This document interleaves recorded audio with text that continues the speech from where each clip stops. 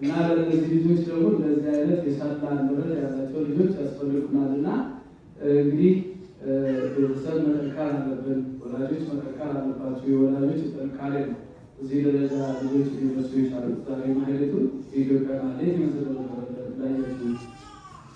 እዚሁ የተወለዱ ልጆች ናቸው። እዚሁ ቤተክርስቲያን አድርገው እዚሁ ለዚህ ማድረግ የበቁ ናቸው። በዚህ እንግዲህ መዋላለም ያስፈልጋል። ያው ልጆቹም እየተማሩ ነው፣ ኮርሱም እየተማሩ ነው፣ እያስተማርናቸውም ነው። ጥሩ ደረጃ እየመጡ ነው። እግዚአብሔር ይመስገን።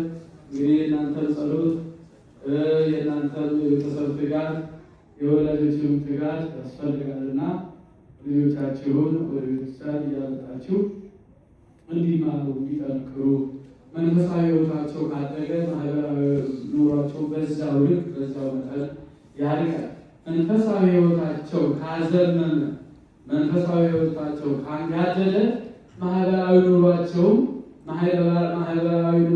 እንደዚሁ ይጣመማል፣ ይጋደላል እና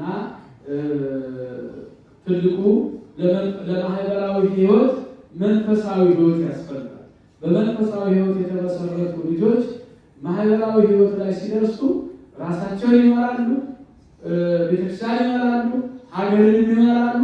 ሁሉንም በመንፈሳዊ ሕይወት ይዘው ሊመሩ ይችላሉና አሁን እኮ ዓለም እንዲህ የምትታወቀው በመንፈሳዊ ሕይወት ያላደጉ ሰዎች ናቸው፣ ነገስታት ናቸው። እንዲህ አይነት እያደረጉ አገሪቷ ላይ ቀውስ እያመጡ መከራ እያመጡብን ያሉት በመንፈሳዊ ሕይወት ተኮትኩቶ ቢያድጉ ኖሮ፣ በእግዚአብሔር ቃል ተኮትኩቶ ቢያድጉ ኖሮ እዚያ መሪነት ደረጃ ሲደርሱ በመንፈሳዊ ሕይወትም ያን ቦታ ይኖሩታል። ያ ህዝብ የእግዚአብሔር ህዝብ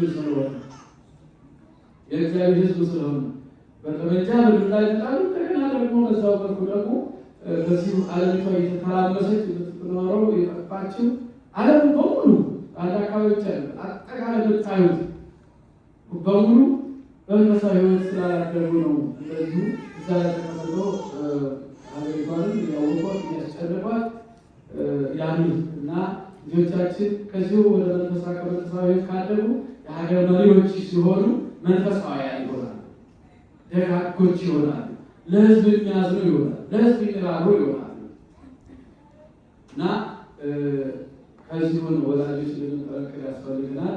ያስተማረን እስከዚህ ሰዓት የደረሰን አምላካችን ስሙ የተመሰገነ ይሁን። መልካም ትንሣኤ በዓል ይሁንላችሁ።